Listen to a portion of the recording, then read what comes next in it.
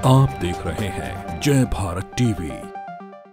Bharatiya Janata party बहुत जल्द पूरे देश में एक नया कार्यक्रम लॉन्च करने जा रही है जिसे नाम दिया गया है स्नेह यात्रा।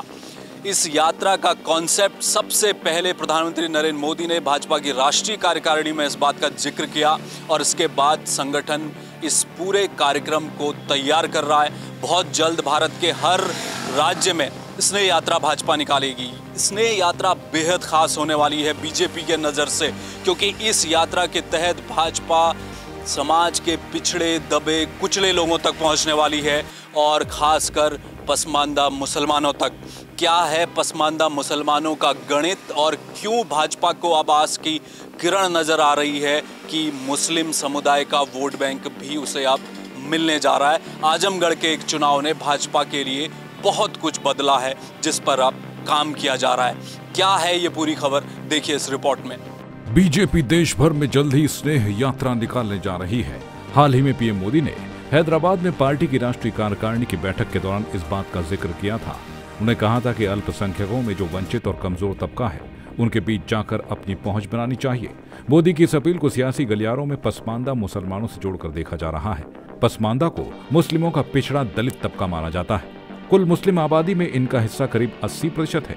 यूपी के पिछले विधानसभा चुनाव में बीजेपी को 8% पसमानदा समुदाय का वोट मिला है। यही वजह है कि अब बीजेपी को लगने लगा है कि पसमानदा मुसलमानों का उसे साथ मिल सकता है। लिहाजा बीजेपी पसमानदा मुसलमानों को साधने में जुट गई है। अब आपको बताते हैं कि आखिरकार पसमानदा मुस्लिम कौन है, इसमें मुस्लिमों की कौन कौन सी जातियां हैं, देश में इनकी कितनी आबादी है, पसमानदा बीजेपी की पसंद क्यों बन रहे हैं और भारतीय राजनीति में इनकी क्या भूमिका है। पसमानदा शब्द फारसी भाषा से लिया गया है, जिसका मतलब है समाज में पीछे छूट गए लोग। भारत में पिछड़े और दलित मुस्लिमों को पसमानदा कहा जाता है। मुस्लिम समाज भी जातियों में बटा है। जो मुस्लिम जातियां सामाजिक और शैक्षिक रूप से पिछड़ी हैं, उन्हें पसमानदा मुस्लिम कहते हैं। इनमें वो जातियां भी शामिल हैं जो अति पिछड़ी हैं, लेकिन ये हिंदू दलितों की तरह अनुसूचित जातियों यानी कि सूची में शामिल नहीं है। बीते दिनों यूपी में हुए लोकसभा उपचुनाव से बीजेपी की उम्मीद बढ़ गई है।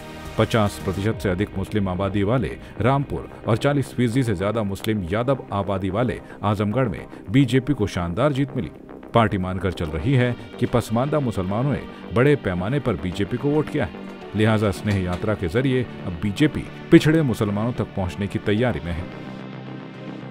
माना यह जाता है कि भाजपा मुसलमानों के वोट बैंक की बहुत ज्यादा चिंता नहीं करती, क्योंकि उसे मालूम है कि बहुत बड़े पैमाने पर वोट नहीं मिलने वाला। लेकिन ये पहली दफा हो रहा है कि राष्ट्रीय स्तर पर भाजपा ने अपना नजरिया बदलने की कोशिश की है और खासकर पसमानदा मुसलमानों तक पहुंचने की बहुत बड़ी कोशिश भाजपा अब कर रही है। अब देखना ये है कि कब तक ये पूरा कार्यक्रम लॉन्च किया जाएगा और इसकी कार्यकारिणी जो बनेगी राष्ट्रीय स्तर पर, उन्हें वहाँ कौन कौन से नाम शामिल होंगे और प्रदेशों में किन किन लोगों को जिम्मेदारी दी जाएगी। कैमरामैन प्रतीक के साथ हेमवट, जय भारत टीवी।